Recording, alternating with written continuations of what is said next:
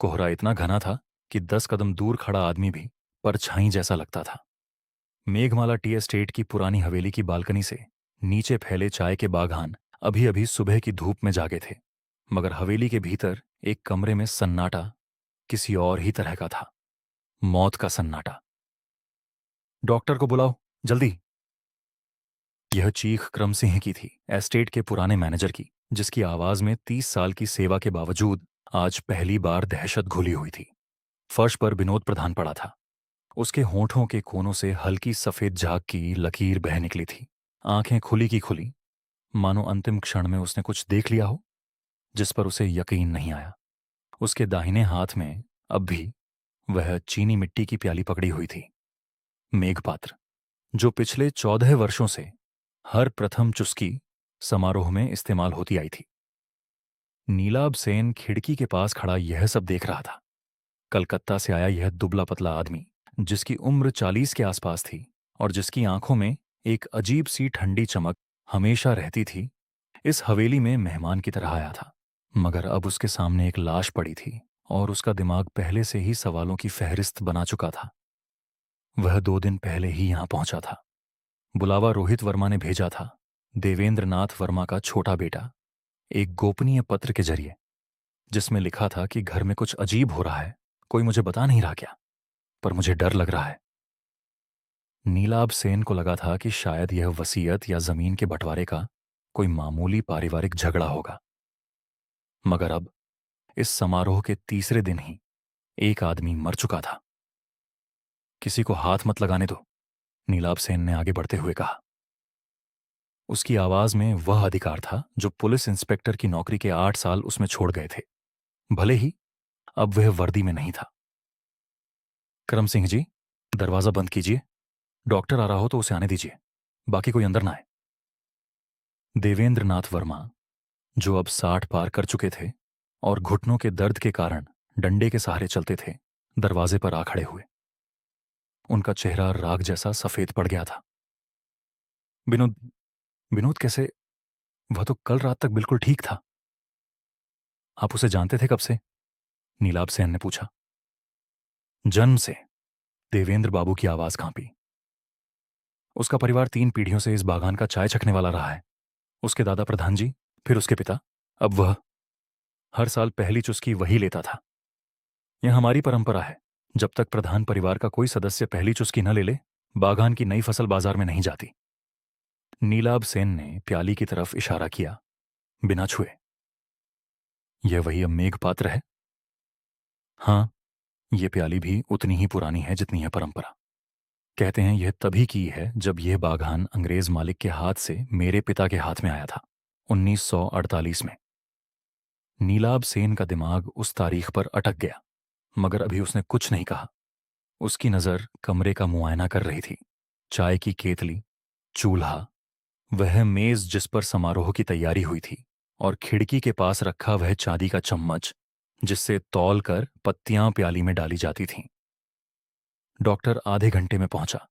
Doctor Pratap Burman, Darjeeling शहर से बुलाया गया एक अनुभवी चिकित्सक, जो इस इलाके के सारे बड़े घरानों का इलाज करता था। उसने विनोद की देह का सरसरी मुआयना किया, आंखों की पुतलियां देखीं, मुंह के भीतर झांका और नाड़ी की जगह ठंडी हो चुकी कलाई को छुआ। जहर है, उसने कहा। मुंह से झाग, पुतलियां सिकुड़ी हुई, त्वचा का रंग। यह किसी तेज धात्विक विष का असर लगता है, शायद संख्या या इसी तरह की कोई चीज। पूरी तरह कहने के लिए मुझे विसरा जांच के लिए भेजना पड़ेगा, कलकत्ता की प्रयोगशाला में। कितनी देर पहले असर शुरू हुआ होगा? नीलाभ सेन ने पूछा। 40 मिनट से 1 घंटे के भीतर की बात लगती है। यानी वह जो कुछ पिया या खाया, समारोह के दौरान ही पिया होगा। समारोह? नीलाभ सेन ने अपनी डायरी में समय अंकित किया। सुबह 7 बजे शुरू हुआ था प्रथम चुस्की समारोह, और 7:30 बजे विनोद गिर पड़ा था। 30 मिनट के भीतर पूरा नाटक खेला और खत्म हो गया था। उसने कमरे में मौजूद हर व्यक्ति से बात करने का फैसला किया, मगर पहले उसने वह प्याली, मेघपात्र, को गौर से देखा, बिना छुए, सिर्फ आंखों से। कुछ था उसमें जो सही नहीं लग रहा था, मगर क्या, यह अभी स्पष्ट नहीं था। समारोह में कुल 7 लोग मौजूद थे। देवेंद्र नाथ वर्मा, उनके दोनों बेटे अरुण और रोहित, एस्टेट मैनेजर करम सिंह, देवेंद्र की बड़ी बहन सरस्वती देवी, जिन्हें सब बड़ी मां कहते थे, विनोद प्रधान की बेटी सुनैना, और एक बाहरी मेहमान मिस्टर ए के दत्ता, कलकत्ता की एक प्रतिद्वंद्वी चाय कंपनी का एजेंट, जो इस साल की फसल खरीदने के इरादे से आया था। नीलाभ सेन ने बारी बारी से सबसे बात करने का फैसला किया। सबसे पहले अरुण वर्मा को बुलाया गया। बड़ा बेटा, 30-32 साल का, तेज तर्रार, कलकत्ता में पढ़ाई करके लौटा हुआ, जिसकी नजरों में एक स्पष्ट बेचैनी थी। आप बताइए, समारोह के दौरान क्या क्या हुआ? क्रम से नीलाभ सेन ने कहा, अपनी नोटबुक खोलते हुए। सुबह ठीक 7 बजे हम सब हॉल में इकट्ठा हुए। पिताजी ने रस्म शुरू की। पहले पूजा, फिर चाय की पहली खेप। इस साल की सबसे अच्छी फर्स्ट फलश पत्तियां चांदी की छलनी से छानी गईं। विनोद ने पत्तियां तौलीं, गर्म पानी डाला और मेघ पात्र में चाय भरी। प्याली किसने पकड़ी थी उससे पहले? अरुण ने एक पल सोचा। बड़ी मां ने। यह भी परंपरा है। घर की सबसे बुजुर्ग महिला प्याली को पूजा की थाली से उठाकर विनोद को सौंपती है।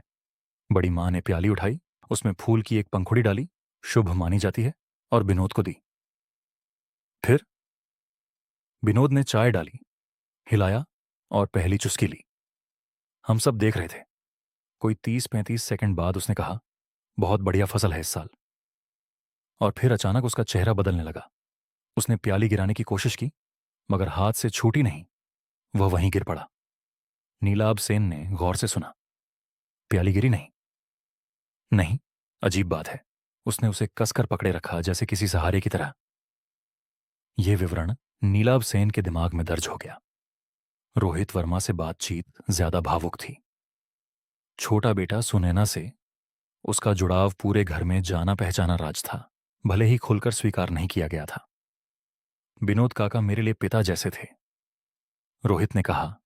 उसकी आवाज भर्रा गई। मैंने ही आपको बुलाया था सेन साहब, क्योंकि मुझे लग रहा था घर में कुछ ठीक नहीं चल रहा।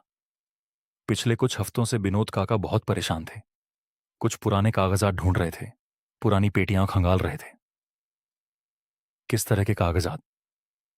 पता नहीं। मैंने पूछा तो बोले, ये हमारे परिवार का हक है बेटा, बस थोड़ा वक्त दो, सब साफ हो जाएगा। मुझे लगा शायद कोई पुरानी जमीन का दस्तावेज है। नीलाभ सेन की भौहें हल्की सी तन गईं। हक? किस चीज का हक? मुझे नहीं मालूम सेन साहब, सच कहूं तो।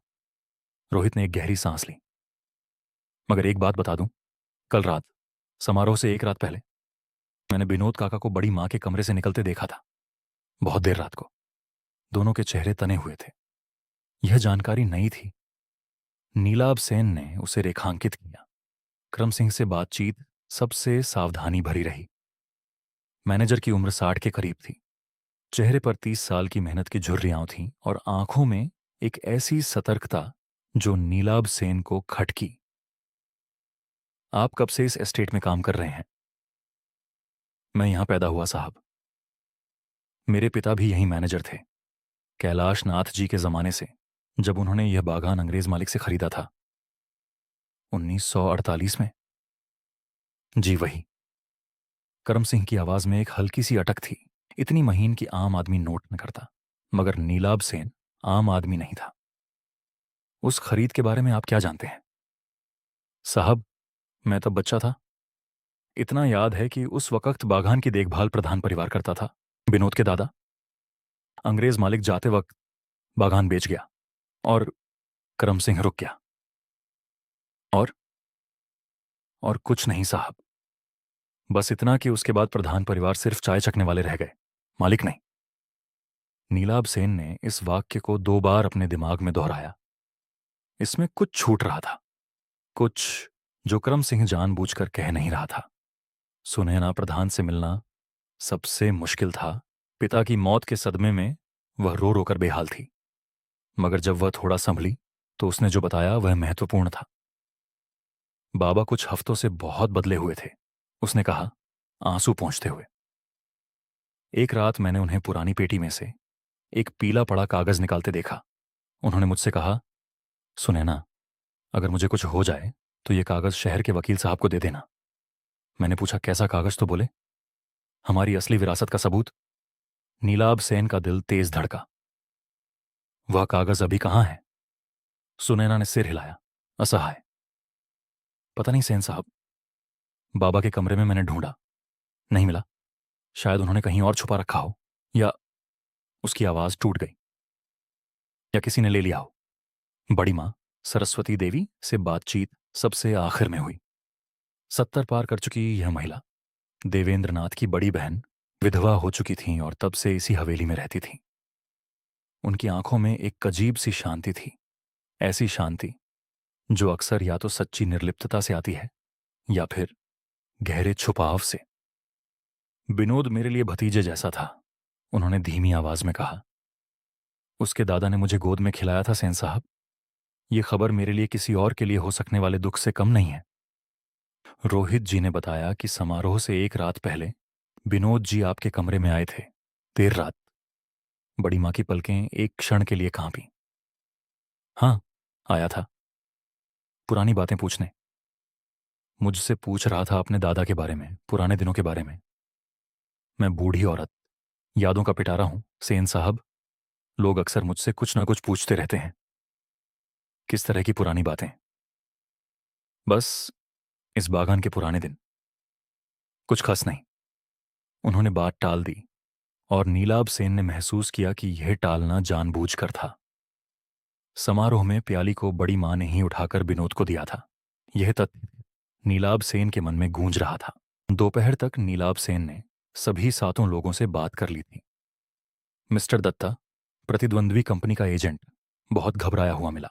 उसे डर था कि हत्या का शक उस पर आएगा क्योंकि वह बाहरी था, और इस साल की फसल के सौदे को लेकर देवेंद्र बाबू से उसकी तीखी बहस भी हुई थी। मगर उसकी घबराहट स्वाभाविक लगी, अपराध बोध जैसी नहीं। अरुण वर्मा ने बताया कि वह इस साल बागान को एक बड़ी अंग्रेजी कंपनी को बेचने की योजना बना रहा था। कर्ज में डूबे इस परिवार के लिए यह जरूरी कदम था, उसके अनुसार। पिता और छोटा भाई इस विचार के सख्त खिलाफ थे। नीलाभ सेन शाम को अकेले उस कमरे में लौटा जहां विनोद मरा था। उसने मेघपात्र को अब सावधानी से दस्ताने पहनकर उठाया। प्याली का वजन तौला, कुछ हल्की महसूस हुई उसे, जितना उसने सोचा था उससे कम भारी। उसने प्याली के तले को उलटकर देखा, वहां एक छोटा सा निशान होना चाहिए था। करम सिंह ने बताया था कि हर पुरानी पारिवारिक वस्तु पर बागान का पुराना मुहर चिन्ह, मेघदूत का अक्षर खुदा होता था। निशान वहां था, मगर कुछ खटक रहा था।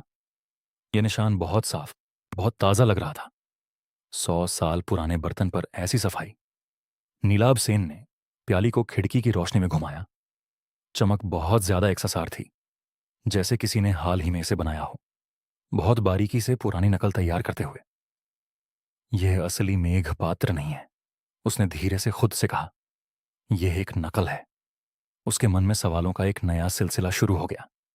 अगर यह नकली प्याली है तो असली कहाँ है, और किसने कब यह अदला बदली की? उसने डॉक्टर बर्मन को बुलवाया और प्याली सौंपते हुए कहा, इसे कलकत्ता भेजिए विसरा के नमूने के साथ। मुझे जानना है कि इस मिट्टी और इसके भीतरी लेप में क्या मिला हुआ है। रात को खाने के बाद नीलाभ सेन बागान की तरफ अकेले टहलने निकला। पहाड़ी हवा में चाय की पत्तियों की हल्की महक घुली थी। दूर कहीं एक कुत्ता भौंक रहा था। चलते चलते उसकी नजर हवेली के पिछवाड़े एक छोटी सी झोंपड़ी नुमा इमारत पर पड़ी, मिट्टी और लकड़ी से बनी, जिसकी चिमनी से हल्का धुआं अब भी उठ रहा था। हालांकि रात के इस पहर में वहां कोई काम करता नहीं दिखता था। ये क्या है? उसने साथ आए नौकर लड़के बहादुर से पूछा। ये बड़ी माँ का शौकर है साहब, मिट्टी के बर्तन बनाने का। जवानी से यही शौक है उनका। यहां अपना छोटा भट्टा किलन रखा है, कभी कभी खुद प्याले कटोरे बनाती है। नीलाभ सेन के कदम वहीं ठिठक गए। उसकी आंखों में वह ठंडी चमक और तेज हो गई जो किसी सुराख के मिलने पर उभरती थी। क्या मैं अंदर देख सकता हूं? अभी बड़ी माँ को ताला लगाने की आदत है साहब, चाबी उन्हीं के पास रहती है। नीलाभ सेन ने कुछ नहीं कहा, मगर उसने मन ही मन तय कर लिया, कल सुबह सबसे पहला काम यही होगा। सुबह की पहली किरण के साथ ही नीलाभ सेन उस मिट्टी की झोंपड़ी के पास पहुंच गया। ताला लगा हुआ था, जैसा बहादुर ने बताया था, मगर एक जासूस के लिए बंद दरवाजा कभी अंत नहीं। बस एक और सवाल होता है। उसने देवेंद्र नाथ वर्मा से बात की। मुझे बड़ी मां के भट्टे वाले कमरे की तलाशी लेनी है। देवेंद्र बाबू चौंक गए। बहन के कमरे की? क्यों सेन साहब? वह तो बरसों से वहां बस मिट्टी के खिलौने बनाती हैं, बच्चों के लिए, मंदिर के लिए दिए। मुझे शक है कि जिस प्याली में विनोद जी ने चाय पी वह असली मेघ पात्र नहीं थी, एक नकल थी। और नकल बनाने के लिए मिट्टी के बर्तन की जानकारी और भट्टे की जरूरत होती है। देवेंद्र बाबू का चेहरा फक पड़ गया, मगर उन्होंने विरोध नहीं किया। ठीक है, मैं खुद बहन से चाबी मांग लूंगा। बड़ी मां ने चाबी देने में कोई हिचक नहीं दिखाई, जो नीलाभ सेन को थोड़ा अजीब लगा। दोषी व्यक्ति आमतौर पर या तो बहुत विरोध करता है या बहुत जल्दी सहयोग करके शक हटाने की कोशिश करता है। जाइए, देख लीजिए सेन साहब, मेरे पास छुपाने को कुछ नहीं है, उन्होंने कहा, मगर उनकी आवाज में एक हल्की सी कंपकंपी थी जो बुढ़ापे की नहीं लग रही थी। फट्टे वाला कमरा छोटा था मगर सुव्यवस्थित। एक तरफ मिट्टी की सिल्लियां रखी थीं, दूसरी तरफ पका हुआ और कच्चा माल, कटोरे, दिए, गणेश की मूर्तियां, बच्चों के खिलौने। हवा में मिट्टी और राख की गंध थी। नीलाभ सेन ने बहुत बारीकी से हर चीज का मुआयना किया। उसकी नजर एक कोने में रखी छोटी शीशियों की कतार पर पड़ी। प्राकृतिक रंग और लेप बनाने के लिए इस्तेमाल होने वाले खनिज पदार्थ, कॉपर ऑक्साइड, लेड कार्बोनेट, और एक शीशी जिस पर कोई लेबल नहीं था, आधी खाली। उसने शीशी उठाई, सूंघी, कोई विशेष गंध नहीं। उसने उसे रूमाल में लपेटकर अपने थैले में रख लिया। फिर उसकी नजर भट्टे के पास रखी एक लकड़ी की पेटी पर पड़ी जिसमें औजार भरे थे, चैनी, कूंची, नखखाशी के लिए, बारीक धातु के औजार। इनमें से एक औजार का सिरा खास तरह से मुड़ा हुआ था।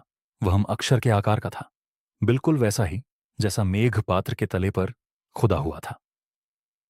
ये क्या है? उसने बड़ी मां से पूछा, जो दरवाजे पर खड़ी उसे देख रही थी।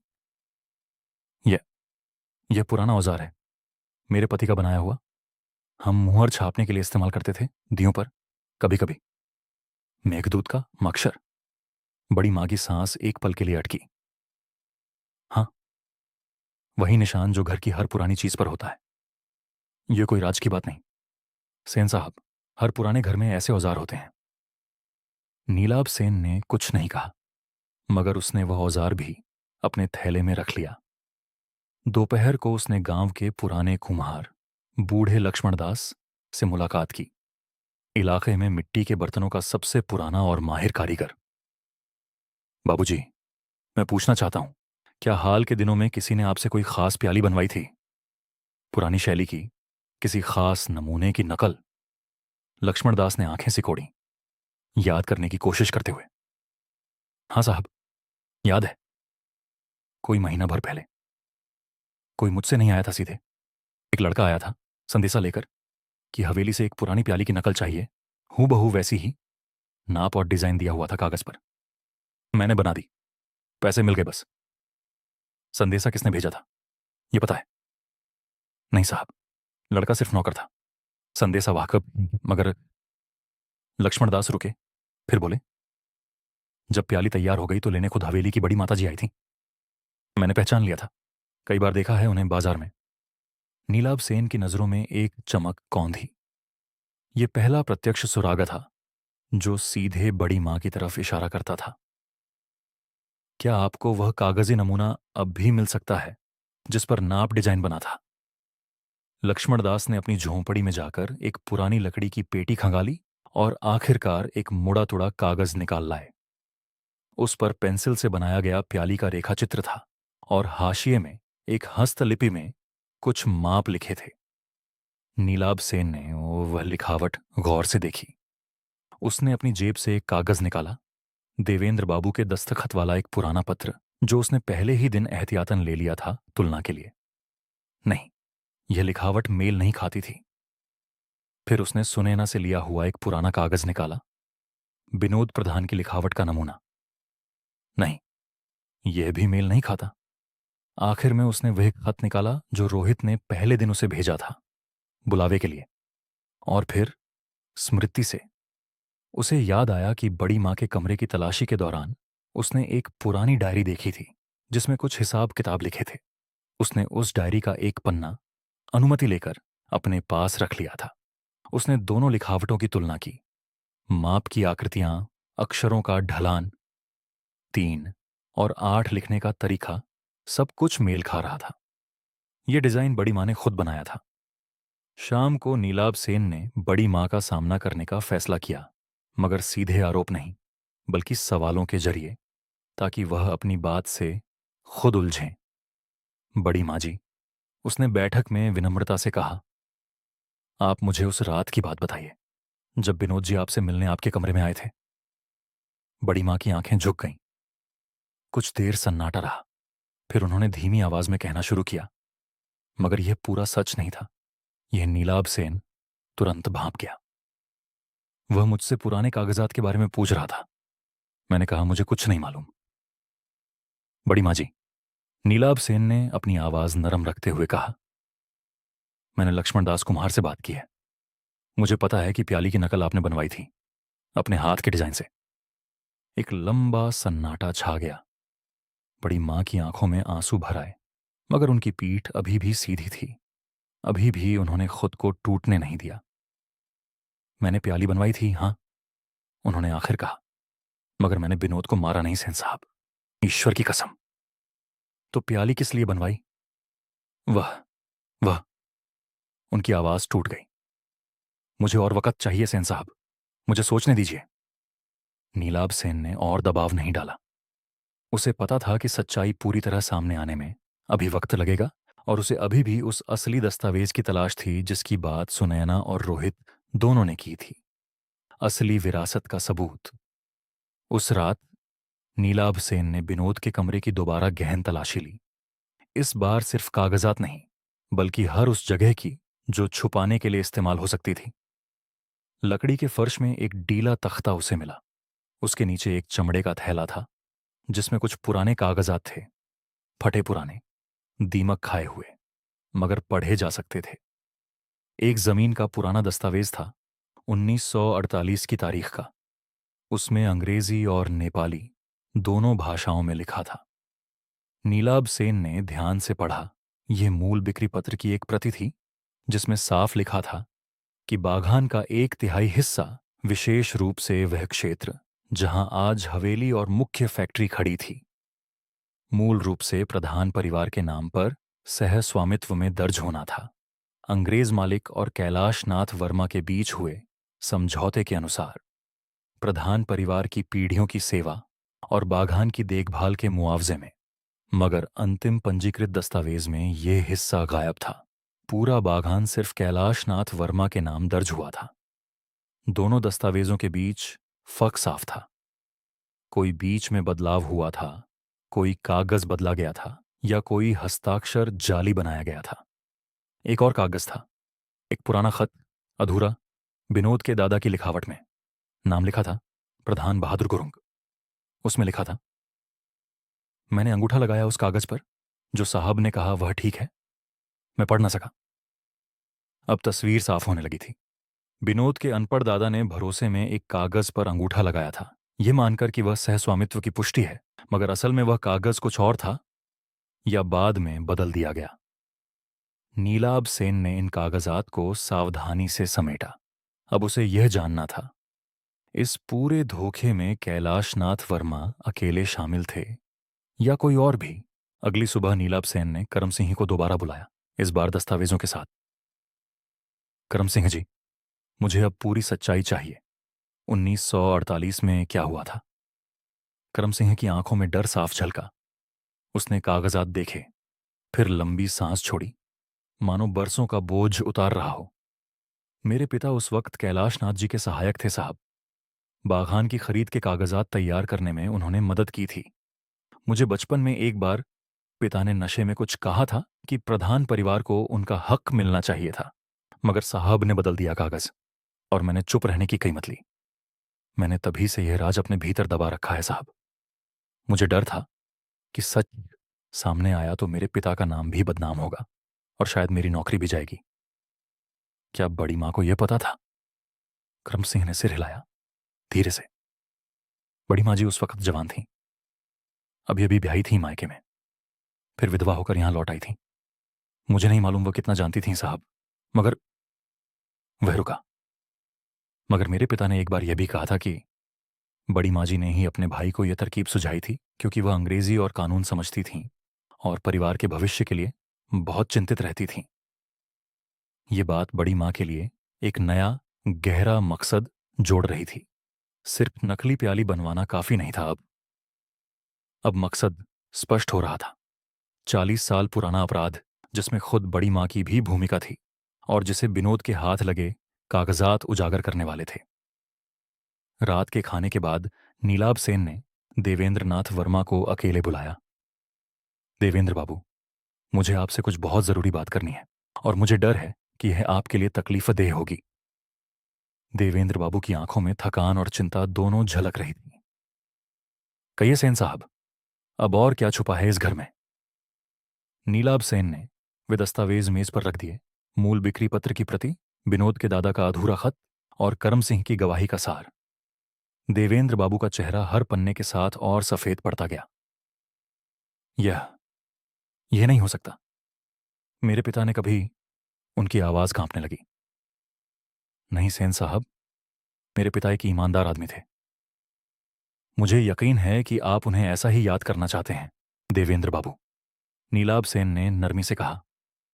मगर कागजात झूठ नहीं बोलते। विनोद जी को यह सबूत मिल गया था। शायद वह आपसे बात करने ही वाले थे, इंसाफ मांगने, शायद बागान में हिस्सेदारी या कम से कम खुला स्वीकार, और उससे पहले ही उनकी हत्या हो गई। देवेंद्र बाबू कुर्सी पर ढस गए, दोनों हाथों में सिर थामे। तो क्या मेरी बहन ने? नहीं सेन साहब, यह मुमकिन नहीं। सरस्वती ने विनोद को अपने हाथ से बड़ा होते देखा है। शायद इसीलिए, नीलाभ सेन ने कहा। कभी कभी सबसे गहरा प्यार ही सबसे बड़ी गलती की जड़ बन जाता है देवेंद्र बाबू। मुझे बड़ी माँ जी से आखिरी बार बात करनी होगी, और इस बार पूरे सबूतों के साथ। अगली सुबह नीलाभ सेन ने पूरे परिवार को बैठक में इकट्ठा किया। देवेंद्र बाबू, अरुण, रोहित, करम सिंह, सुनैना और बड़ी माँ। मिस्टर दत्ता को भी बुलाया गया था ताकि शक की सुई पूरी तरह उससे हट जाए। मुझे लगता है अब सारे टुकड़े जुड़ चुके हैं, नीलाभ सेन ने शुरू किया, कमरे में हर चेहरे को बारी बारी से देखते हुए। मगर इससे पहले कि मैं पूरी कहानी बताऊं, मुझे कुछ भौतिक सबूत आपके सामने रखने हैं। उसने डॉक्टर बर्मन से मिली रिपोर्ट निकाली, जो कल शाम ही कलकत्ता से टेलीग्राम के जरिए पहुंची थी। प्याली, जो नकली मेघपात्र थी, के भीतरी लेप में सीसे और संख्या का मिश्रण पाया गया है, एक ऐसे अनुपात में जो सामान्य मिट्टी के बर्तनों के लेप में नहीं होता। यह मिश्रण तभी घुलता है जब बहुत गर्म और अम्लीय तरल, जैसे ताजी बनी कड़क चाय, उसके संपर्क में आए। पहली चुस्की के साथ ही यह विष चाय में घुलकर सीधे शरीर में चला गया। उसने वह शीशी दिखाई जो भट्टे वाले कमरे से मिली थी। यह शीशी, जिसमें वही मिश्रण कम मात्रा में मौजूद है, बड़ी माँ जी के भट्टे कक्ष से मिली। और यह, उसने वह मुड़ा तुड़ा कागज दिखाया जो लक्ष्मण दास कुम्हार से मिला था। वह डिजाइन है जिसके नाप जोख बड़ी माँ जी की अपनी लिखावट में है, जिससे यह नकली प्याली बनवाई गई। कमरे में सन्नाटा छा गया। सबकी नजरें बड़ी माँ की तरफ घूम गईं। बड़ी माँ जी, नीलाभ सेन ने आगे कहा, मुझे मालूम है 1948 में क्या हुआ था। मुझे मालूम है कि विनोद जी को वह दस्तावेज मिल गया था जो साबित करता था कि उनके दादा को धोखे से उनके हक से वंचित किया गया था। और यह भी मालूम है कि आप उस पुराने धोखे की एक अहम गवाह थीं, शायद उसकी सलाहकार भी। बड़ी माँ की आंखों से आंसू बह निकले, मगर उनकी आवाज स्थिर थी, मानो बरसों से इस पल की तैयारी कर रही हूं। हाँ, मैंने ही अपने भाई से कहा था कि कागज बदल दो हुई। मुझे लगा था यह परिवार के भविष्य के लिए जरूरी है। हम उस वक्त बहुत गरीब थे सेन साहब। पूरा बागान बिना बांटे मिलना हमारे लिए जिंदा रहने का सवाल था। मैंने सोचा था प्रधान परिवार तो वैसे भी चाय चखने का काम करता रहेगा, इज्जत से रहेगा, हक कागज पर हो या ना हो, क्या फर्क पड़ता है? मगर विनोद जी के लिए फर्क पड़ता था। रोहित ने कांपती आवाज में कहा। हाँ, बड़ी माँ ने सिर झुकाया। जब उस रात विनोद मेरे पास आया और उसने वह कागज दिखाया, मैंने पहचान लिया। मैंने उससे विनती की। कहा, बेटा, इससे पूरा परिवार बर्बाद हो जाएगा। देवेंद्र की इज्जत मिट्टी में मिल जाएगी। अरुण का सौदा टूट जाएगा। सब कुछ अदालतों में उलझ जाएगा। मैंने कहा, तुम्हें जो चाहिए वो हम दे देंगे, बस यह बात बाहर मत निकालो। मगर वह अड़ा रहा। बोला, बड़ी माँ, ये सिर्फ पैसे की बात नहीं, ये मेरे दादा के अपमान की बात है। मुझे ये सच सामने लाना ही होगा, प्रथम चुस्की समारोह में, जब सब मौजूद हों। बड़ी माँ की आवाज अब टूट रही थी। मैं मैं बर्दाश्त नहीं कर सकी सेन साहब। मैंने सोचा अगर सच सामने आ गया तो देवेंद्र, जिसे मैंने अपने बेटे की तरह पाला, टूट जाएगा। बागान बिक जाएगा या मुकदमों में फंस जाएगा। मैंने अपने पति के पुराने औजार निकाले, अपनी जवानी की मिट्टी के काम की जानकारी इस्तेमाल की और वह नकली प्याली बनाई। मैंने सोचा था, बस एक बार, बस इस राज को दबे रहने दूं और उसके बाद कभी किसी को कुछ नहीं होगा। मगर यह सिर्फ एक राज दबाने की बात नहीं रही। नीलाभ सेन ने गंभीरता से कहा, यह एक जीवन लेने की बात बन गई, बड़ी माँ जी। और चाहे मकसद जो भी रहा हो, प्यार, डर या परिवार की इज्जत, कानून की नजर में और इंसाफ की नजर में यह हत्या है। बड़ी माँ ने कोई सफाई नहीं दी। उन्होंने बस अपना सिर झुका लिया, मानो बरसों का बोझ आखिरकार उतर गया हो। बोझ भी और साथ ही सजा का डर भी अब एक ही साथ हल्के हो गए हों। देवेंद्र नाथ वर्मा उठ खड़े हुए। उनकी आंखों में आंसू थे मगर आवाज दृढ़ थी। सेन साहब, मुझे इस पल का सामना करना होगा, चाहे कितना भी मुश्किल क्यों ना हो। मैं पुलिस को बुलाऊंगा। मेरी बहन ने जो किया उसका जवाब देना होगा।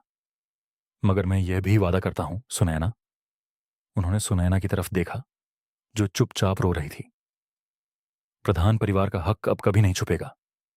जो हिस्सा तुम्हारे परिवार का था वह अब कानूनी तौर पर तुम्हें वापस मिलेगा। मैं खुद वकील से बात करूंगा। यह मेरे पिता की और मेरी बहन की गलती का प्रायश्चित है, जो मुझे करना ही होगा। रोहित ने आगे बढ़कर सुनैना का हाथ थाम लिया, इस बार बिना किसी हिचक के, सबके सामने। किसी ने कुछ नहीं कहा। यह मौन स्वीकृति भी अपने आप में इंसाफ का एक हिस्सा था। कुछ हफ्तों बाद नीलाभ सेन कलकत्ता लौटने से पहले आखिरी बार मेघमाला टी एस्टेट की उन पहाड़ियों को देखने निकला। बड़ी मां को दार्जिलिंग की अदालत में पेश किया जा चुका था। उनकी उम्र और स्वास्थ्य को देखते हुए मुकदमा चल रहा था, मगर सच सामने आ चुका था और इंसाफ अपनी राह पर था। क्रम सिंह उसे विदा करने आया। साहब, एक बात पूछूं? पूछिए। क्या बड़ी माँ जी सच में इतनी बुरी थीं? मुझे तो लगता है वह सिर्फ डर गई थीं अपने परिवार के लिए। नीलाभ सेन ने पहाड़ों की तरफ देखते हुए कहा, इंसान अक्सर सबसे बड़े गुनाह प्यार और डर के नाम पर ही करता है, क्रम सिंह जी। यही इंसानी फितरत की सबसे उलझी हुई गुत्थी है कि गुनाह करने वाला खुद को अक्सर मुजरिम नहीं बल्कि रक्षक समझता है। मगर जिस पर बीतती है उसके लिए मकसद कुछ मायने नहीं रखता, नतीजा ही सब कुछ होता है। बहादुर लड़का उसका सामान गाड़ी तक ले गया। पहाड़ों पर कोहरा फिर से उतर आया था, ठीक वैसे ही जैसे उस पहली सुबह था जब विनोद प्रधान की देह फर्श पर पड़ी मिली थी। मगर अब उस कोहरे के पीछे एक सच्चाई खड़ी थी जो आखिरकार अपनी जगह पा चुकी थी, देर से सही मगर पूरी।